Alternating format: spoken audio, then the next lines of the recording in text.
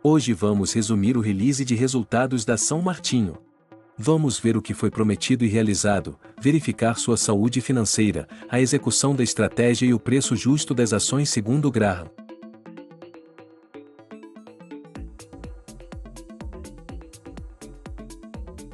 Agindo de acordo com o que era esperado para o período, a São Martinho processou 8,9 milhões de toneladas de cana, um aumento de 16,6% em relação ao primeiro trimestre de 2024.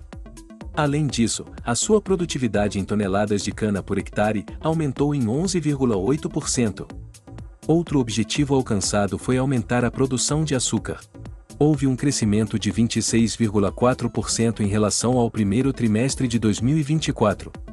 A expansão da produção de etanol também deu certo. A produção foi de 342,9 mil metros cúbicos, um aumento de 14,8% comparado ao 1T24. Outro item que andou conforme o esperado foi a redução do custo unitário de produção. O custo caixa unitário de açúcar e etanol caiu 5,8%.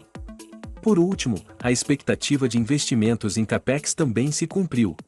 Foram investidos 352,6 milhões de reais em CAPEX de manutenção e 143,7 milhões de reais no de expansão. Porém, não temos só boas notícias. A promessa de manter ou reduzir o nível de endividamento líquido não se realizou, e a dívida líquida da São Martinho aumentou 21,7% em relação ao trimestre anterior. Também o controle dos custos operacionais não aconteceu como planejado. Os custos de produtos vendidos aumentaram 24,6%, pressionando as margens da empresa. Por último, o lucro líquido caiu 51,7% em comparação ao primeiro trimestre de 2024, principalmente devido à marcação a mercado dos swaps de dívida.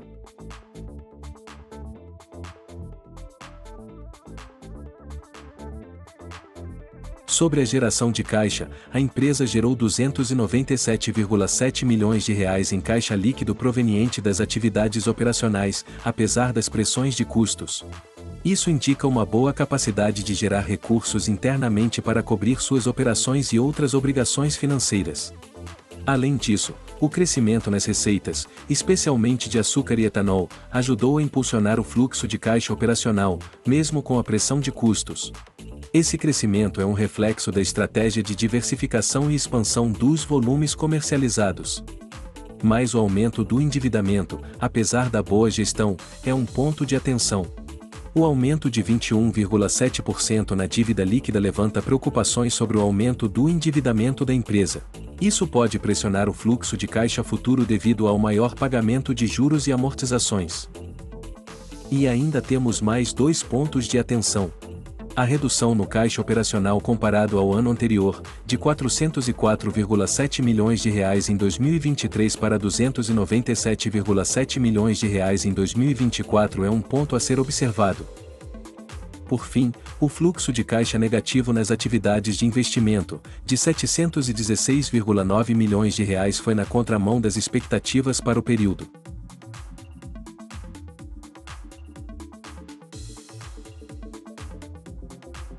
A estratégia de aumentar a produção de açúcar e antecipar a fixação de preços de venda ajudou a empresa a se proteger contra as oscilações de preços e a concorrência internacional. Como resultado, houve um crescimento de 26,4% na produção de açúcar e a fixação de preços para 729 mil toneladas a R$ 2.454 por tonelada. Além disso, a diversificação da produção, com a expansão do etanol derivado tanto da cana-de-açúcar quanto do milho, permitiu à empresa aumentar o volume total vendido, mesmo em um cenário de preços adverso. Essa estratégia, até o momento, resultou em um aumento de 14,8% na produção de etanol de cana, totalizando 342,9 mil m/3 e 50,8 mil m/3 de etanol de milho.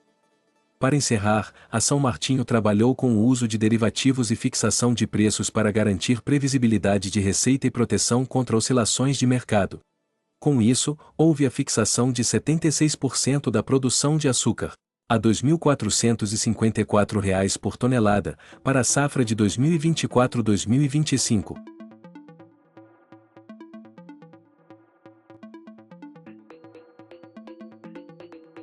Calculando o preço justo da ação com base no método de Graham, temos o valor de R$ 43,58.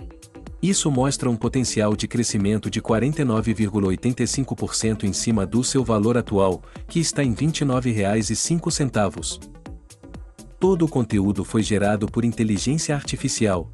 Acompanhe como as empresas estão utilizando o IA nos seus negócios, e também como ela pode ajudar você a investir melhor. Se gostou do vídeo, se inscreva e compartilhe.